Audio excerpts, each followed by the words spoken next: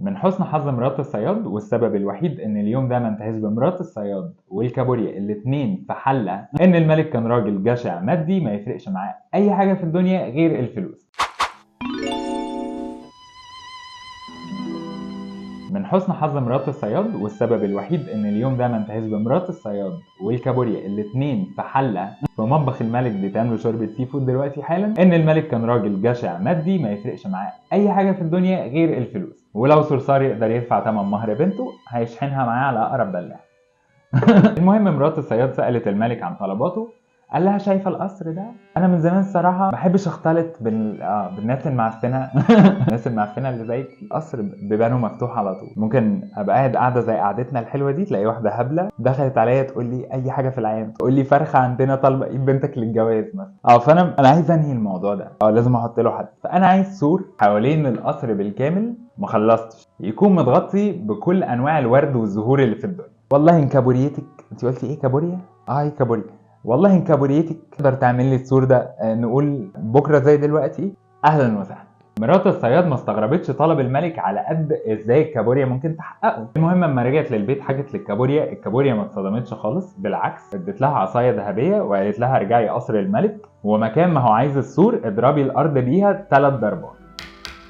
مرات الصياد خدت العصايه الذهبيه ورجعت قصر الملك، ومكان ما طلب السور ضربت بيها الارض 3 ضربات، وخدت بعضها وروحت. وما صحيوا تاني يوم الصبح الكابوريا طلبت منها ترجع تاني للملك تشوفه لسه عند كلمته ولا لحسها. خدت بعضها وراحت للملك، وهي داخله لقت السور حوالين القصر زي ما الملك طلبه بالظبط. دخلت طبعا على الملك مرفوعه الراس، ما خلاص بقى ما طلعوش بيهبدوا. واما سالته اذا كان لسه عنده وعده قال لها والله العظيم يا جميله انا قلت لك على السور بس بتاع الزهايمر.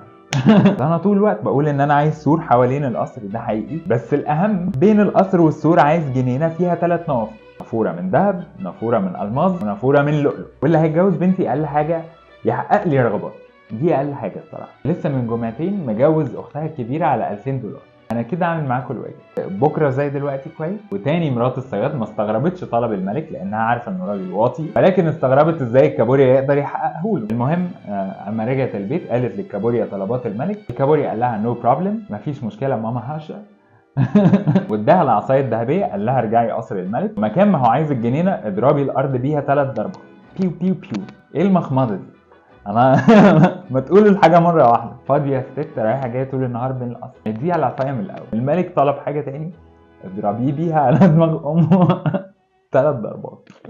المهم مرات الصياد خدت بعضها وخدت العصايه ورجعت قصر الملك، ومكان ما كان عايز الجنينه ضربت بيها الارض 3 ضربات وجت. ثاني يوم اما صحيوا الكابوريا طلب من مرات الصياد تروح للملك تشوفه لسه عند كلمته ولا لحس. الست خدت بعضها، انا تعبت لها لو منها بات عند الملك لحد ما الجوازه دي تخلص لحد ما الجوازه دي تتم على خير تقيم عند الملك. الست لبست وخدت بعضها راحت قصر الملك. اول ما دخلت من السور الرهيب شافت جنينه رهيبه في غايه الجمال زي ما الملك طلبها بالظبط. دخلت على الملك تاني مرفوعه الراس، خلاص بقى خلاص ابنهم الكابوريا وعد ووفى. وساعتها الملك اخيرا ما كانش قدامه مفر من وعده للكابوريا انه يجوزوا الاميره الصغيره اللي زي القمر، وعلى هذا حددوا ميعاد الفرح تاني يوم. للاسف حلقتنا خلصت، فهنكمل القصه الرهيبه دي في حلقه بكره.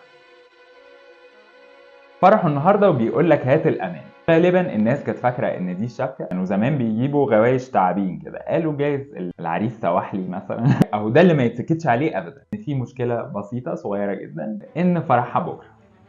باي.